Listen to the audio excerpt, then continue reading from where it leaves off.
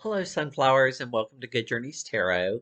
Today, I am going to be doing the hashtag No Disclaimers Tarot. This was originally started by Katey Flowers, and at the time, I didn't have the time or energy to do it. And when Amy posted hers Sunday, I decided that it was time to get in on this because Amy and I share some of the same comments, but we also have some where we differ greatly. So let's get started with it. Our first one is what trends or tropes in tarot annoy you the most? And I think the only thing that's really bothered me in tarot and, you know, is that in modern decks, they want to replace the horses with motorcycles. That's like one of the biggest things that bugs me with modern decks is because horses are part of modern society too. And I don't think that motorcycles are a satisfactory replacement for all of them in every card.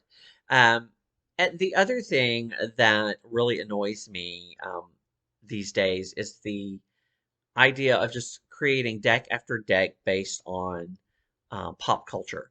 You know, tarot is one of the only esoteric tools or spiritual practices where people tend to try to make it pop culturally.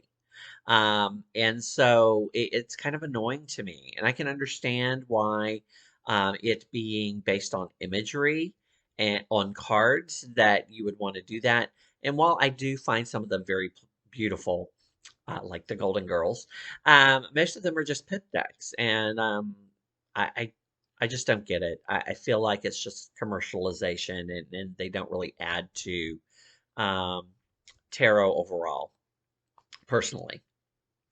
Um, and sometimes they seem forced the imagery to go with the particular card. So my 2 cents. Which deck do you feel is overrated?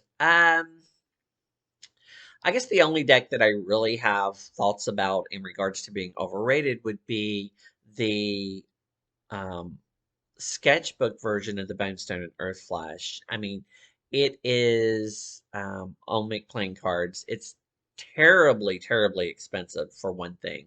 The other is that the titles are off center. And I just don't feel like that sepia type version really captures the essence of the original deck. I know that it was an attempt to get the imagery out there for those people who wanted it and missed out on the original deck. But I just don't think it was very well done, personally. What are your least favorite decks you've seen since joining TarotTube? Hmm. I mean, there are decks that definitely don't resonate with me, but I wouldn't say there are any that are stand out as like my least favorite. Like if I someone handed it to me, I wouldn't read with it. Um, Yeah, I don't know really that there are any least favorite, any that I wouldn't like work with in a pinch, but there's certainly ones that I wouldn't buy. At least so far. Maybe I'll change my mind. We're getting new decks all the time. What is one card that has ruined a deck for you? Okay, well, I would say for the This Might Hurt deck, totally it was the Judgment card and the Knights all being replaced with motorcycles. In the Chariot, I do not get that energy of a person standing up on the back of the two motorcycles does not do it for me. That does not speak to the Chariot at all to me. It just looks dangerous and reckless, and that's not the energy I want to see in the Chariot. So that really did it for me. But I do have the deck. It's lovely otherwise, and I work with it. Um, which out of print deck do you wish was still in print? Um, I would love to get a copy of the original version of the Rosetta Tarot. I tried, it failed to happen. Um, and I also would love to get a copy of the Hoi Polloi. I'm not sure if I want to get the Moon Baby or not. It for some reason doesn't have quite the same feeling to me, even though the imagery is supposed to be the same. I don't know.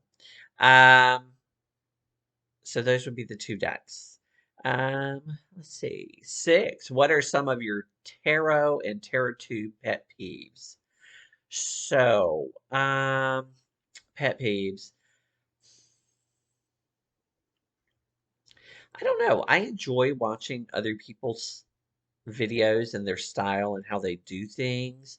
I do tend to think that some presenters spend too much time reading the comments of viewers that aren't related to their topic at hand. Um, and so that's kind of one of the things that bugs me because I'm like, I've already read the comment. I don't. um, that is a little bit of a pet peeve, though it sometimes can also be an enjoyable experience. Seven, what are some decks that you feel should have more recognition? I definitely think that there are decks that people don't know about because they're not well promoted.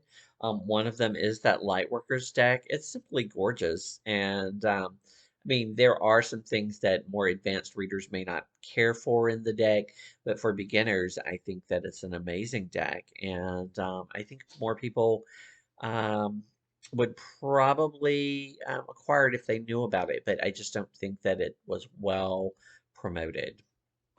Um, Eight, what are your thoughts on negative reviews? Well, me personally, I try not to be too negative, though I will tell you things that I don't like I did just now with the This Might Hurt Tarot. And for my initial impressions, I might say something bugs me. But typically, what happens for me is when I come back eventually and I'm like, okay, I know I said this, but now I have gotten new meaning and depth out of this card because of this criticism that I made.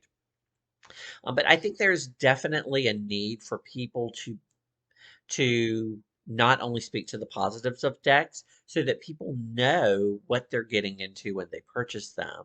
I, for one, love to watch a flip through to see all the card imagery, but sometimes it's nice to hear the commentary as well, positive and negative, about the packaging of the deck and the card stock and the way it shuffles and that kind of thing. And so I don't have a problem with negative reviews in particular, as long as they are respectful. Ah, no disclaimers, right?